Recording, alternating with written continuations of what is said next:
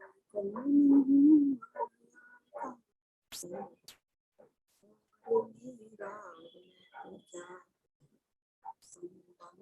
दुखमय कौन स्वीकृत करूं परिहार।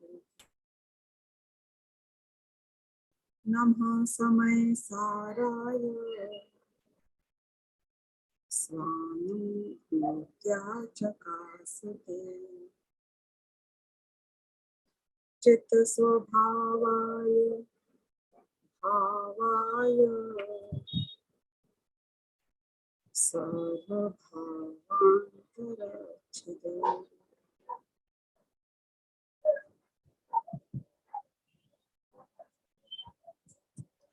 समय साथ परमात्मा की हमारी चर्चा चल रही है। इसमें 26वीं गाथा से लेके 33वीं गाथा तक जो ये प्रकरण चल रहा है, इसमें निश्चय और व्यवहार स्तुति के प्रश्न के माध्यम से और उसके जवाब से भेद विज्ञान का पोषण करके हमें आत्मा की अनुभूति किस प्रकार हो सकती है और यही वो कैसी भक्ति है कि जिससे हमें मुक्ति की प्राप्ति हो सकती है, ये बात समझाई है। आज हम ये 26वीं गाथा से लेके 33वीं गाथा की समरी करेंगे। जो 27वां कलश है और 28वां कलश है आचार्य अमृतचंद्र का। 27वां कलश इस पूरे प्रकरण का उपसंहार ही कर रहा है। तो जो चर्चा हम करते आ रहे हैं वही बात यहाँ पे आने वाली है, तो इसलिए हम पहले ब्रीफ करेंगे और फिर 27वें कलश का विषय वस्तु को देखेंगे और 28वें कलश में फिर आत्मानुभूति हमें इमीडिएटली प्रकट हो गई, ये चर्चा आई है, तो फिर हम 28वें कलश को देखेंगे। तो जब हमारा प्रकरण 26वीं गाथा से शुरू हुआ, ये उस प्रश्न से शुरू किया आचार्य देव ने कि शिष्य पूछता है कि यदि जीव शरीर नहीं है तो फिर तीर्थंकरों और आचार्यों की स्तुति जो हमारे भावलिंगी आचार्यों ने करी, गणधरों ने करी, वो सब तो मिथ्या हो जाएगी, क्योंकि उन्होंने तो स्तुति करने के काल में ऐसे ऐसे शरीर के गुणों से, उनकी वाणी के गुणों से उनकी महिमा गाई है।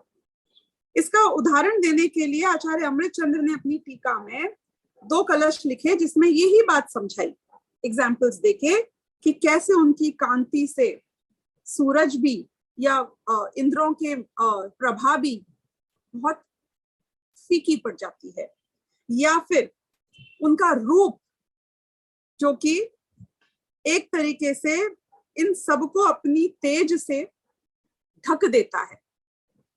ये भी बताया कि कैसे दिव्य ध्वनि, उसकी वाणी हमारे कानों में अमृत घोलती है। अब दिव्य ध्वनि पुद्गल की पर्याय, वो रूप, वो तेज, ये सब पुद्गल की पर्याय। तो ये उदाहरण भी उन्होंने यहाँ पे क्लैरिफाई करने के लिए दिया और 26वीं गाथा में इस प्रश्न को स्पष्ट किया कि आप की ये दोनों बातें शिष्य कहता है मुझे समझ नहीं आती है। अब 27वीं गाथा में उसका सीधा जवाब, सटीक जवाब दिया कि भाई व्यवहारनी की बात है, ये तो इतनी सिंपल सी बात है, वो अपेक्षा अलग थी, अपेक्षा अलग है कि व्यवहार ने कहता है कि जीव और देह एक ही हैं, उस अपेक्षा हमने कह दिया। अगर निश्चय से देखो तो दोनों एक हो ही नहीं सकते हैं। तो जब हम निश्चय की बात कर रहे हो तो तुम व्यवहार से बात मत समझना, ये बात यहाँ पे स्पष्ट करी। और फिर उन्होंने समझा कि 28वीं और 29वीं गाथा में उस बात को कंक्लूड किया कि ऐसे जीव और देह की जो मुनि स्तुति करते हैं, जीव को देह मानकर जो मुनि ऐसी स्तुति करते हैं और ऐसा मानते हैं कि मैंने केवली भगवान की स्तुति कर ली है, वो कह रहे हैं कि वो निश्चय से युक्त नहीं है। क्यों? क्योंकि शरीर के गुण केवली के गुण नहीं होते हैं। मतलब बिल्कुल एक फ्लो में, जैसे आप कोई चीज को जस्टिफाई कर रहे होते हैं और फिर आप उसे कंक्लूड करते हैं, तो वो यहाँ कह रहे हैं कि इसलिए केवली के गुणों की स्तुति ही परमार्थ से केवली की स्तुति है। अब ये बात भी यहाँ जब स्पष्ट हो गई, ये उदाहरण स्वरूप ही स्पष्ट करी थी क्योंकि केवली के गुणों की स्तुति भी निश्चय स्तुति नहीं है। निश्चय स्तुति का स्वरूप तो 31वीं 32वीं और 33वीं गाथा में आएगा। अभी लेवल 1 पे बात बताई कि जो शरीर है ये तो बहुत स्थूल है, ये तो केवली के स्वयं के गुणों की स्तुति भी नहीं है, ये तो शरीर के लेवल की बात हो रही है, यानी कि ये तो व्यवहार का भी व्यवहार है, असद्भुत व्यवहार है। फिर 30वीं गाथा में उन्होंने बोला उदाहरण देकर कि ये तो बिल्कुल ऐसी बात हो गई जैसे कि राजा की हमें अगर स्तुति करनी है या वर्णन करना है तो हम नगर का वर्णन कर देते हैं। एब्सोल्युटली डिस्कनेक्टेड, एब्सोल्युटली अनकनेक्टेड, बहुत दूर दूर की बात हो रही है। तो इसलिए यहाँ पर फिर 25 और 26वें कलश में उन्होंने उदाहरण दिया इसी बात का कि किस प्रकार से नगर का वर्णन होता है राजा का वर्णन करने के लिए। यहाँ व्यवहार से तो हो सकता है लेकिन निश्चय से नहीं मानना युक्त है। इसीलिए ऐसे ही देह के गुणों की स्तुति करना इतना रिमोट है, इतना फारफेच्ड है जितना कि राजा के वर्णन के लिए आप नगर का वर्णन कर रहे हैं। तो ऑब्वियसली अब हमारा प्रश्न आता है कि आप निश्चय स्तुति समझाएं भगवान, ये तो आपने बात हमें बता दी। तो उनने इतनी सूक्ष्म बात करी कि जब चेतन के गुणों की स्तुति होगी तो वो निश्चय स्तुति है।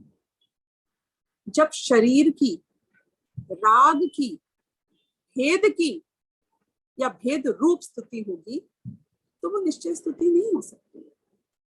अब 3 लेवल में निश्चय स्तुति को डिवाइड किया। इसमें एक जघन्य स्तुति बताई यानी फर्स्ट लेवल पे होगी वो बताई, एक मध्यम लेवल पे स्तुति बताई सेकंड लेवल पे, और एक उत्कृष्ट स्तुति बताई जो हाईएस्ट फॉर्म है। बेसिकली जो हाईएस्ट फॉर्म की स्तुति जो जीव कर लेता है उसके अगले ही समय में उसे स्तुति का फल मिल जाता है, पूर्ण वीतरागता, पूर्ण आनंद, पूर्ण शांति। यानी उसके बाद स्तुति नहीं है, उसके बाद तो आपको फ्रूट्स मिल गए हैं स्तुति के। तो ये भगवान आत्मा स्वयं सर्वज्ञ स्वभावी है।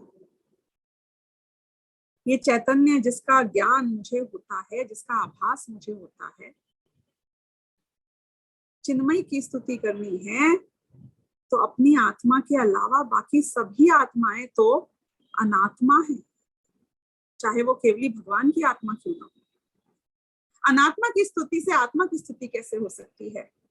जो चैतन्य नहीं है यानी जो मेरा ज्ञान नहीं है, मेरे लिए वो सारे ज्ञान नपुंसक है, क्योंकि मेरे जानने में तो वो काम आते नहीं है।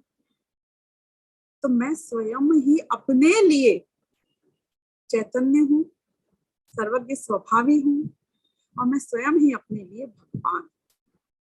और यहाँ उसी भगवान की स्तुति कैसे हो सकती है ये समझाई जा रही है। देखो बहुत स्पष्ट है लॉजिक।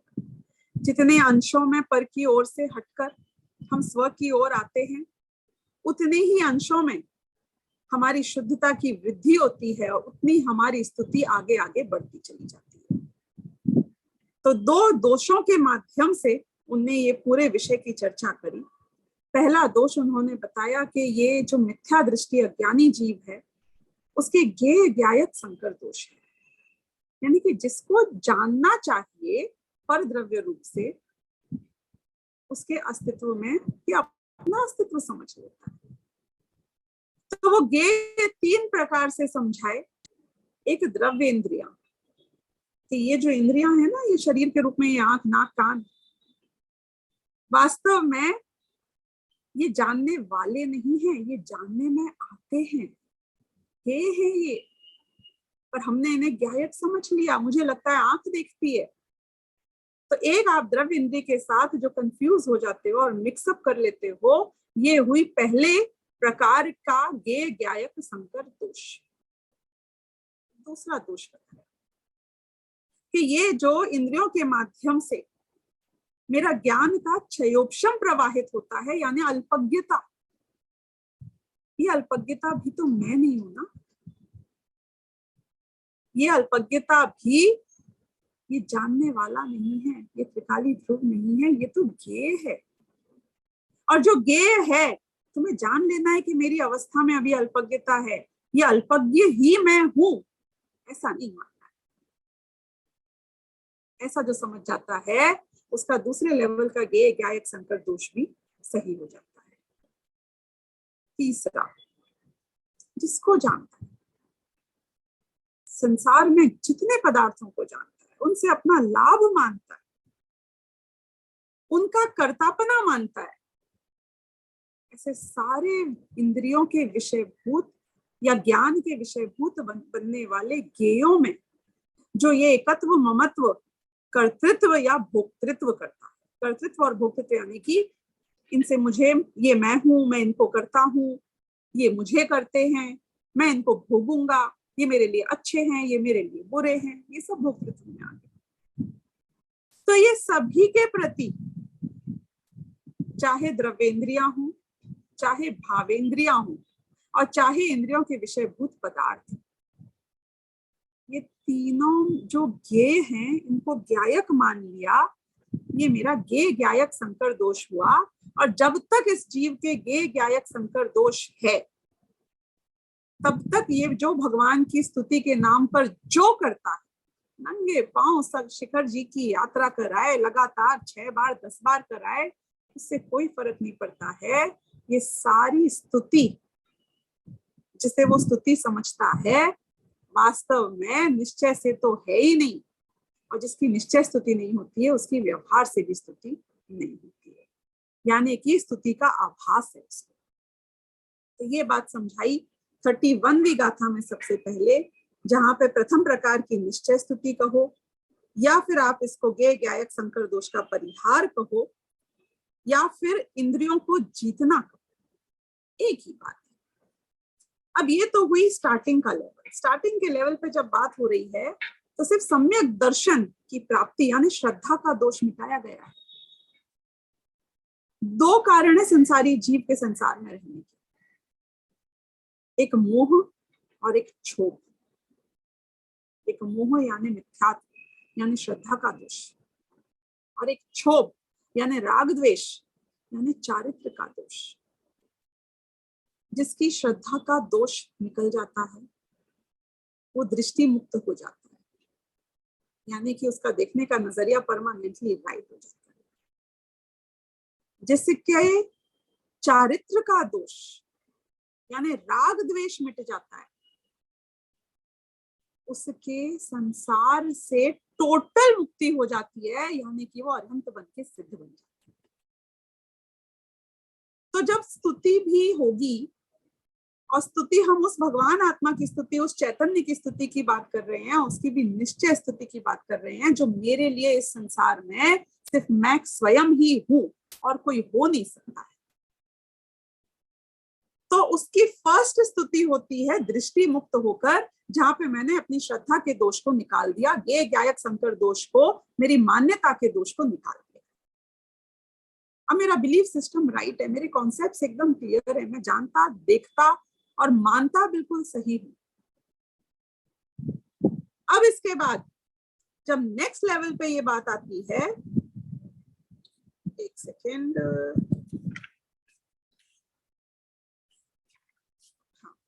इसके बाद नेक्स्ट लेवल पे बात आती है, तो वो सीधे चारित्र के दोष की बात करते हैं, और वो कहते हैं कि ये जो भी जीवों का श्रद्धान बिल्कुल सही हो चुका है, यानी आप छायक सम्यक दृष्टियों की बात करें, आप मुनिराजों की बात करें, श्रद्धा के लेवल पे ये परफेक्ट हो चुके हैं। लेकिन अभी भी हम ये नोटिस करते हैं कि ये सारे जीव जब कर्म का उदय आता है, यानी संयोगों में, संयोग जो हमारे आसपास की परिस्थितियां, जो कर्म जो हमारे साथ एक क्षेत्रावगाह रूप से हमारे साथ स्थापित है, तो हमने ये नोटिस किया कि जब इनका उदय आता है, तो खुद अपनी अंतरंग की कमजोरी से, स्वयं अपने पुरुषार्थ की कमी से, वो छायक सम्यक दृष्टि ज्ञानी जीव भी, उसकी श्रद्धा बहुत ब्राइट है, लेकिन अभी भी उसके कैरेक्टर में इतनी स्ट्रेंथ नहीं है, उसके चारित्र अभी इतना दृढ़ नहीं हुआ है कि वो कर्मों के उदय के काल में उनकी तरफ लक्ष्य करता है और इसके राग की उत्पत्ति होती है। तो ऐसा कहा जाता है कि कर्मों के निमित्त से इसके राग उत्पन्न हो गए। वो कर्म का उदय आना, यह है भावक, उस कर्म के उदय आने के काल में जब जीव पर्याय में विकार रूप राग द्वेष रूप परिणमित होता है, ये हो गया भाव्य। और भावक भाव्य या भाव्य भावक संकर दोष जिसे कहा जाता है, उसका अर्थ है कि कर्म का उदय आया, उस एक्शन के अगेंस्ट मेरे में वो रिएक्शन हो गया। क्या ये रूल है कि हर एक्शन का रिएक्शन होगा? कि नहीं, रूल नहीं। दो भिन्न द्रव्यों में हर एक्शन का रिएक्शन हो, ये कोई रूल नहीं। लेकिन इस केस में, किस केस में? कि जहां पे स्वयं मेरे चारित्र की कमजोरी है, जहां मैं खुद ढीला हूं, वहां पे जरूर ऐसा होता है कि वो कर्मों के लक्ष्य में आने पर ये जीव खुद ही राग रूप परिणमित होता है। इसका उदाहरण वैसे तो हमने जब ये 32वीं 33वीं गाथा की चर्चा हुई थी तो बहुत विस्तार से दिया ही था, लेकिन एक बार यदि मैं इसको आपको ब्रीफ करूं तो ये बिल्कुल ऐसी बात है कि जैसे कि कोई आदमी बुफे में गया खाना खाने के लिए, और मैंने बुफे इसलिए बोला है क्योंकि वहां पे कोई आपको पुश नहीं करता है आपकी थाली में खाना कम या ज्यादा डालने के लिए, आप खुद डिसाइड करते हो। आप जब पंगत में बैठे हो, कोई आपको परोस परोस के मना के खिला रहा हो तो फिर भी गुंजाइश होती है कि वो आपकी थाली में ज्यादा खाना डाल देगा। लेकिन बुफे में यदि भक्ष्य अभक्ष्य हो, बुफे में अगर खाना पड़ा हुआ है और आपने खुद अपनी थाली में ले लिया है और अपनी जरूरत से ज्यादा ले लिया है और गलत चीजों को ले लिया है जो हम नहीं खाते हैं, तो उसका रिस्पॉन्सिबल कौन है? उन लोगों ने खाना रखा क्यों? वो रखेंगे तो हम लेंगे ही ना। तेरे में कमजोरी है, किसी और के ऊपर आरोप मत डाल। इतना खाना दे दिया है, इतना सारा रखा था तो हमने ले लिया, तेरी कमजोरी है। वो वहां रखा है, उससे तुझे क्या लेना देना? तूने अपनी थाली में ज्यादा क्यों डाला, अब वेस्ट क्यों कर रहा है? यानी कि जो व्यक्ति खाना वेस्ट करता है, ज्यादा ले लेता है, जो व्यक्ति भक्ष्य अभक्ष्य का विचार नहीं करके गलत पदार्थों को भी बुफे में से उठा के थाली में डाल लेता है, वहां आरोप बुफे का नहीं है। भले ही हाँ निमित्त उस काल में बुफे बना होगा, वो कोई बात नहीं, लेकिन कमजोरी हम में थी। ऐसे ही कमजोरी हमेशा हमारी होती है, और जब हमारी कमजोरी होती है तो भाव्य भावक संकर दोष होता है, यानी कि स्टिमुलस मिलता है और हम रिएक्ट कर देते हैं। अब दूसरी प्रकार की निश्चय स्थिति किन जीवों की हो सकती है? लॉजिकली देखा जाए तो ऑब्वियसली कि जो जीव जिनकी दृष्टि तो ऑलरेडी पहले ही प्रथम प्रकार की स्थिति में जितेंद्रिय जिन वाली बात में जब हमने करी ऑलरेडी स्पष्ट हो चुकी है, उनकी जो वर्तमान की कमजोरी है, उस कमजोरी को जब वो जीत लेते हैं, और ऐसा जीतते हैं कि कोई कर्म का कैसा ही उदय क्यों ना आए, चाहे अनुकूल चाहे प्रतिकूल, कोई संयोग क्यों ना हो, उनका स्ट्रेंथ ऑफ कैरेक्टर इतना स्ट्रांग होता है कि वो उसके स्टिमुलस से राग द्वेष रूप परिणमित नहीं होते हैं। ऐसे जीवों की स्तुति दूसरे प्रकार की स्तुति होती है, और ऐसे जीवों को जित मोह जिन कहते हैं। जितने अंशों में भाव्य भावक संकर दोष दूर होता है, उतने उतने ही अंशों में जो भाव्य भावक की एकता थी वो भी दूर होती चली जाती है। उतनी उतनी शुद्धि की इसकी वृद्धि होती चली जाती है, और धीरे धीरे ये जित मोह जिन 11वें गुण स्थान में आकर, यानी जब मोह को टोटली जीत लेता है तो ये जित मोह जिन बन जाता है। ये जितने जितने अंश इसलिए भी बोले क्योंकि ये प्रक्रिया मोह को जीतने की सातिशय प्रमत्त 7वां गुण स्थान है, वहीं से स्टार्ट हो जाती है। धीरे धीरे एक एक चारित्र मोहनीय के जिस जिस भेद के जिस जिस गुण स्थान में उपशम होता है, उसको दबाते हुए जीतते हुए आगे बढ़ता चला जाता है। तो जीत तो लिया इसने मोह को, लेकिन अभी दबाकर जीता है, अभी एलिमिनेशन नहीं हुआ है। तो 33वीं गाथा में उत्कृष्ट उत्तम बेस्ट प्रकार की स्तुति बताई कि ये भाव्य भावक संकर दोष को जीतने से नहीं होगा काम। ये काम तो तब होगा जब भाव्य भावक भाव का ही अभाव हो जाएगा। अब वो कब होगा? कि जब टोटल कषायों का, टोटल राग द्वेष का एलिमिनेशन होगा। तो यहाँ पर 33वीं गाथा में उत्कृष्ट स्तुति उन जिनकी होती है जो मोह को क्षीण कर लेते हैं, वो क्षीण मोही जिन बन जाते हैं। यानी कि 12वें गुण स्थान में अरहंत अवस्था प्राप्त होने के जस्ट पहले जो अवस्था होती है, वहां आपने मोह को टोटली सिर्फ जीता ही नहीं है, क्षीण कर दिया है। और इसलिए इसके बाद आप जिनवर हो जाते हैं, इसके बाद आपको स्तुति का फल मिल जाता है। उसके बाद अब आप भक्त नहीं है, अब आप भगवान बन चुके हैं। तो 3 प्रकार की स्तुति हमें इस पूरे प्रकरण में समझाई गई, और ये इसकी शुरुआत और अंत स्वयं से ही हो सकता है, ये बात बताई।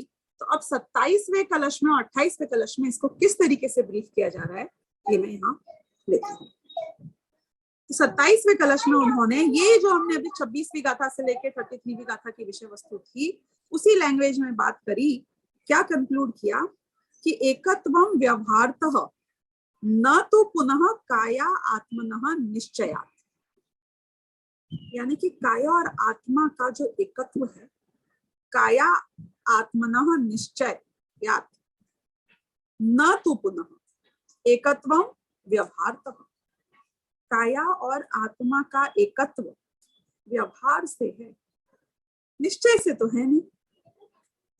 इसीलिए वो कहते हैं सेकंड लाइन में, स्तोत्रम व्यवहारतः अस्ति वपुषः स्तुत्या न तत् तत्वतः, कि इसीलिए वो ये कहते हैं कि जो वपुषः यानी शरीर के माध्यम से शरीर का स्तवन होता है, वो व्यवहार से कहलाता है स्तोत्र। वो तत्वतः यानी तत्व से, मतलब निश्चय नहीं से आत्मा की स्तुति नहीं, उसे व्यवहार से स्तुति कहलाएगी। अब ये कहते हैं कि स्तोत्रम निश्चयतः चितो भक्ति चितस्तुति एव सा एवं भवेत्, यानी कि निश्चय नहीं की अपेक्षा यदि आप बात करें तो जो चैतन्य की स्तुति है वो ही चैतन्य की स्तुति हो सकती है। मतलब व्यवहार से तो शरीर से चेतन का स्तवन किया, लेकिन निश्चय से चेतन के स्तवन से ही चेतन का स्तवन होगा। और सा एवं भवेत्, यदि ऐसा है, यदि ये बात स्पष्ट हो गई कि चैतन्य के स्तवन से ही चैतन्य का स्तवन होगा, तो वो कहते हैं अतः तीर्थंकर स्तव उत्तर बलात्, इसलिए तीर्थंकरों के स्तवन के उत्तर के बल से, जो जवाब दिया ना आपको एग्जाम्पल देखे तीर्थंकरों का स्तवन कैसे होता है, तो वो उत्तर बलात् एकत्वम आत्मा अंगयोः न, उससे ये सिद्ध हो जाता है कि आत्मा और शरीर में एकत्व नहीं। यानी कि हमने जो ये बात समझाई उससे ये स्पष्ट हो गया कि चेतन की स्तुति से ही, निज भगवान आत्मा की स्तुति से ही आत्मा की स्तुति होती है, बाकी शरीर की स्तुति से या केवली भगवान की स्तुति से या उनके गुणों की स्तुति से भी ये स्तुति नहीं होती है, क्योंकि वो राग है। और जब राग की बात होगी तो वो राग से वितरागता का पोषण 3 लोक 3 काल में कभी हो नहीं सकता है। अब यहाँ 1-2 बातें हैं ध्यान से देखने लायक। पहला पॉइंट, काया शब्द का जो अर्थ फर्स्ट लाइन में आई है कि काया और आत्मा में निश्चय नहीं से एकत्व नहीं है। यहाँ काया में किसे लेगा, यहाँ काया में द्रव्येंद्रियों को लेना, यहाँ काया में भावेंद्रियों को लेना, यहाँ काया में परद्रव्य के लक्ष्य से होने वाले राग द्वेष को लेना, और यहाँ काया में कार्यमान शरीर को भी लेना। यानी कि आत्मा को छोड़कर जितने भी अनात्मा है, everybody is included in that, जो आत्मा नहीं है, जो चैतन्य नहीं है, जो मैं नहीं हूं, वो सब अनात्मा की श्रेणी में यहाँ पे गिने जाएंगे। और आप इनमें से किसी से के भी अवलंबन लेकर मेरी स्तुति करोगे तो वो व्यवहार की स्तुति कहलाएगी, निश्चय की नहीं कहलाएगी। यहाँ पे निश्चय में कौन गिना जाएगा? तो कहते हैं कि निश्चय में सिर्फ स्वद्रव्य, स्वक्षेत्र, स्वकाल और स्वभाव, इन चारों का भी भेद नहीं, इन चारों की भी अखंडता, एकता, सिर्फ इसी को निश्चय स्तुति में लेना है। अगर गुण भेद आ गया, यदि निर्मल पर्यायों की भी विशेषता आ गई, भले ही वो निर्मल पर्याय प्रकट ही क्यों ना हो, तो तो भी ये सब दृष्टि में से तो छोड़ने लायक है। पर्याय की उपस्थिति से इनकार नहीं है, पर पर्याय को दृष्टि में लेना नहीं है, मुख्य नहीं करना है। यदि इनकी मुख्यता हुई तो स्व अखंड रूप से अनुभव में नहीं आएगा। तो आत्मा और अनात्मा एक नहीं है, वैसे ही एक समय की पर्याय हो वो त्रिकाल भाव से कभी एक रूप हो नहीं सकती है। और यहाँ पे उस त्रिकाल भाव की चर्चा चल रही है। सिर्फ उसी को चैतन्य में, उसी को ज्ञान में, उसी को मुझ में आत्मा की स्तुति से आत्मा की स्तुति होती है। उस आत्मा में सिर्फ उस शुद्ध मय के विषयभूत आत्मा को ही ग्रहण करना है। अब ये बात तो हुई 27वें कलश की, जो पूरे उपसंहार कर रहा है। अब इसके बाद 28वें कलश में वो सीधे जिस जीव के ऐसी स्तुति हो जाती है उसके अब क्या हो रहा है ये नेक्स्ट बता रहे हैं।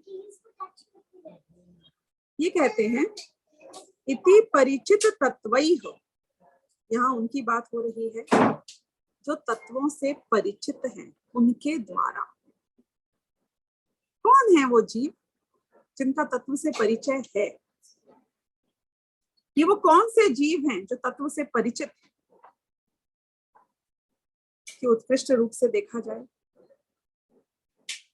तो प्रत्यक्ष लोकालोक को जानने वाले ऐसे केवली भगवान, उनके लिए यहाँ परिचित तत्वैः कहा जाता है, क्योंकि वो केवल ज्ञानी को सारे ही तत्व परिचित हैं, प्रत्यक्ष जान लिए हैं, देख लिए हैं। और ये जो आगे बात यहाँ कह रहे हैं, ये जो बात पूरी समझाई 26 से 33वीं तक, ये बात उनने बताई है हमें जिनने प्रत्यक्ष इसको देखा जाना है। ये कोई इमेजिनेशन से, अनुमान से, अजम्पशन से कोई ये नहीं कह रहा है कि शरीर आत्मा भिन्न है या भेद आत्मा भिन्न है या विकार आत्मा भिन्न है या निर्मल पर्याय भी आत्मा से भिन्न है। ये बात वो बता रहे हैं जो सारे परिचय, सारे तत्वों से परिचित हैं, प्रत्यक्ष।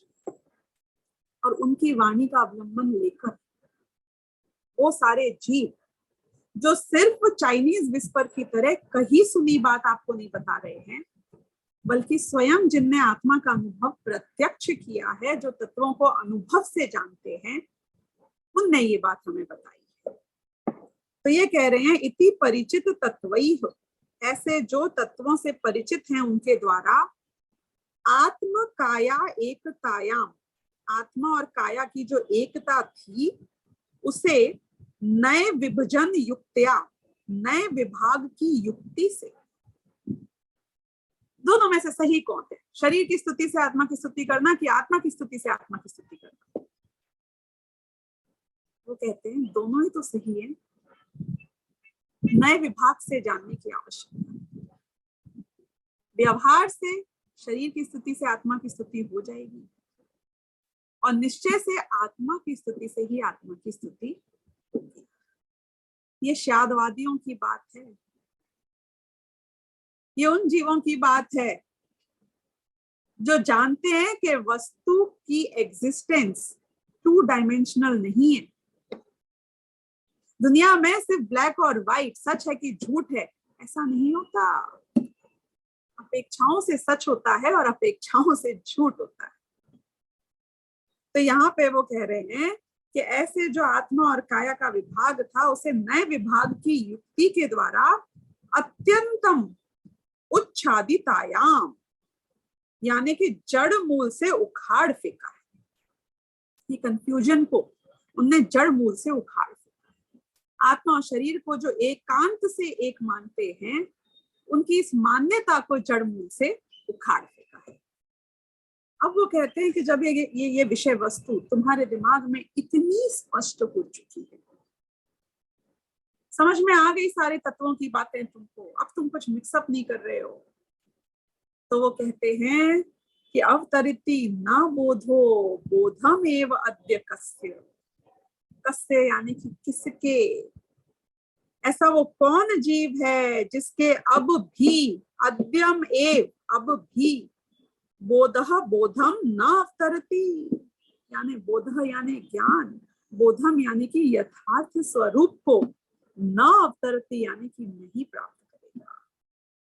आचार्य कहते हैं कि ऐसा वो कौन पुरुष है जिसका ज्ञान अब भी ये सब समझने के बाद भी यथार्थ पने को प्राप्त नहीं करेगा, यानी कि अब भी जिसको ये बात समझ में नहीं आई। देखो, जिनकी काल लब्धि नहीं आनी आई है, जो दूरानुदूर भव्य हैं या अभव्य हैं, यहाँ उनकी बात तो हो नहीं, लेकिन उनने कहा कि हमने वस्तु को, विषय वस्तु को इतना खोल कर रख दिया है कि ये समझने के बाद, तत्व की क्लैरिटी आने के बाद, ऐसा कौन जीव है जिसका ज्ञान सम्यक नहीं होगा।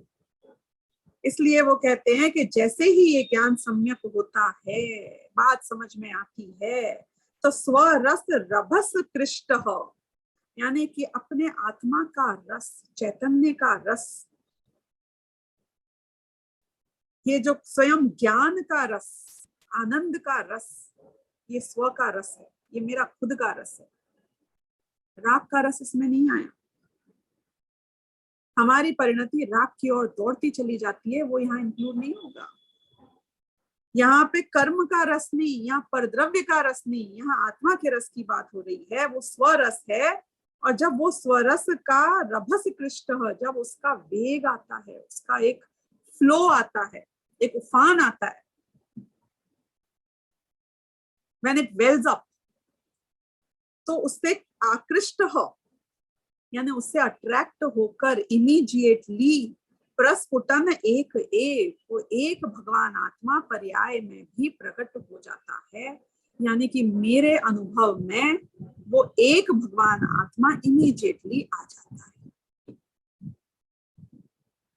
एकदम से वो अट्रैक्शन होएगा। जैसे परद्रव्य का लक्ष्य छूटेगा, राग का लक्ष्य छूटेगा, भेद विज्ञान होगा, अपना ज्ञान ख्याल में आएगा, तो हमारी परिणति दौड़ते हुए स्वयं की ओर जाएगी और वो अखंड एक का अनुभव करेगी। वहीं पर ही वो आनंद का उफान आ जाएगा। ये लास्ट लाइन में यहाँ हमें समझाया है। ये जो प्रस्फुटित होता है ना स्व का रस, ये राग के वेग से भिन्न है। जो फीलिंग्स आपको आती है ना राग के एक तीव्रता में, एक्साइटमेंट में, एड्रेनालाइन बोलते हैं जिसे, रश, यानी कि आप देखते हो और आपको जो जो संसार की वस्तुओं में देख के एक बहुत उत्साह आता है, ऐसे राग के वेग से भिन्न है ये। वो यूफोरिया जो आपको लगता है संसारी वस्तुओं में, ये उस जाति का नहीं है। ये तो स्वरस से आकृष्ट हुआ है, ये ज्ञान और आनंद से आकृष्ट हुआ है। ज्ञान होने पे आनंद का वेग आता है, शांति का वेग आता है, निराकुलता का वेग आता है। किसको जाना है इसमें? देखो, एक समय की पर्याय से रहित जो त्रिकाली है ना, वो पूर्ण स्वरूप है। वो तत्व है कि नहीं? एक समय की पर्याय से भिन्न जो पूर्ण स्वरूप तत्व है, जो त्रिकाली है, वो तत्व है कि नहीं? एक इंडिपेंडेंट एंटिटी है कि नहीं? उसकी सत्ता है कि नहीं? अनुभव में तो आती है, हाँ मेरी सत्ता है इंडिपेंडेंटली। यदि सत्ता है तो वो पूर्ण है कि नहीं? यानी वो अपने आप में कंप्लीट है कि नहीं? इंडिपेंडेंट है यानी सेल्फ सफिशिएंट है। यदि पूर्ण है तो अनादि अनंत है कि नहीं? मैं अपनी टोटलिटी में हमेशा इटर्नली एग्जिस्ट करता हूँ। अनादि काल से लेके अनंत काल तक मैं अपने पूर्ण अस्तित्व में हूँ, कोई कमी नहीं है मुझ में। तो वस्तु अनादि अनंत है, पूर्ण है, त्रिकाल है और ध्रुव स्वरूप। ये जो अल्पज्ञता है, राग है, शरीर है, इस रूप नहीं है ये अस्तित्व इन सब से जुदा है, इनसे भिन्न है। और वो ज्ञायक चैतन्य चंद्र कैसा है? बिल्कुल शीतल शीतल शीतल, शांत शांत शांत, ऐसा अकषाय स्वभाव का पूर है इसमें। जो हमारी संपत्ति नहीं है, ऐसे ये जड़ संपत्ति, ये पैसा, ये परिवार, ये शरीर, ये मकान, इसको तो ये अपनी संपत्ति मानता है। ये बाहर की संपत्ति में प्रसन्न होता है। जो बाहर की संपत्ति से प्रसन्न होते हैं, उसके अंतर के आनंद का नाश हो जाता है। जिसको अंदर का आनंद आता है, उसकी दृष्टि बाहर की संपत्ति पे जाती नहीं है, क्योंकि उसने अपने अंदर की संपत्ति देखी है। देखो, गुरुदेव एक बहुत बढ़िया बात कहते हैं। वो कहते हैं कि ये जो धर्म है ना, ये नगद होता है, यहाँ उधारी नहीं चलती। ऐसा नहीं है धर्म आज करेंगे और भविष्य में सुखी होंगे, ऐसे उधारी का काम नहीं है यहाँ। आज धर्म करोगे, अभी शांति मिलेगी, अभी सुख मिलेगा, अभी शीतलता मिलेगी। लक्ष्य में त्रिकाली ध्रुव आते ही आनंद की धारा यहीं प्रस्फुटित होती है। इमीडिएटली ये बात ये आखिरी पंक्ति में बताई गई है। देखो, जब तक ये राग की एकता रहेगी ना, तो राग की एकता में आत्मा ज्ञात ही नहीं होता, इट गेट्स लॉस्ट। सिर्फ राग ही ज्ञात होता है पूरे टाइम। हम किसका अनुभव कर रहे हैं? आत्मा के नाम पर प्रति समय राग का अनुभव कर रहे हैं, या परद्रव्य का अनुभव कर रहे हैं, या राग का अनुभव कर रहे हैं। तो ऐसे हमें लगने लग गया है कि आत्मा का अस्तित्व ही नहीं है, लेकिन फैक्ट ये नहीं है। जिसकी दृष्टि अपने त्रिकाली ध्रुव लक्ष्य पे आएगी, उसका एक जो हमेशा विद्यमान है, द्रव्य रूप से है, वो प्रस्फुटित हो जाएगा, यानी प्रकट हो जाएगा अपनी पर्याय में भी। ये बात यहाँ पे बताई जा रही है। ये एक शब्द से एक और बात आती है ख्याल। पहले ना मैं आत्मा को अनेक रूप मानता था। जितनी वस्तुओं को जानता हूँ, व्ययों को जानता हूँ, अपने अस्तित्व को या तो उससे एक कर देता हूँ। शरीर को जानता हूँ, शरीर से एक हो जाता हूँ। गाड़ी में बैठता हूँ, गाड़ी से एक हो जाता हूँ। परिवार को जानता हूँ, परिवार से एक हो जाता हूँ। अपने आत्मा को इतने अनेक रूप माना था, जब थोड़ा अंदर गया तो राग, द्वेष, सुख, दुख, क्रोध, मान, माया, लोभ, हास्य, रति, अरति, इस रूप में पर कंफ्यूज होता रहा। ये अपने आत्मा को हमेशा अनेक रूप से ही जाना है इसने। जो एक है वो अनेक कैसे हो सकता है? जो जुदा हो जाता है वो मैं कैसे हो सकता हूँ? मैं इतने भिन्न भिन्न अस्तित्व में थोड़ी रहता हूँ। ये कह रहे हैं अब एक रूप जैसा स्वभाव है वैसा पर्याय में प्रकट हुआ, यानी ज्ञायक और ज्ञेय का भेद भी जहां पे नष्ट हो गया।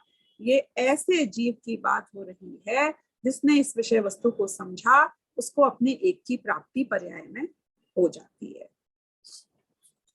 तो यहाँ पर मतलब गुरुदेव तो ये भी कहते हैं कि हमारे हाथ में ऐसा जादू है, हमारी मान्यता में, कि बोले नारकी जीव हो, कैसे प्रतिकूल संयोग है उसके।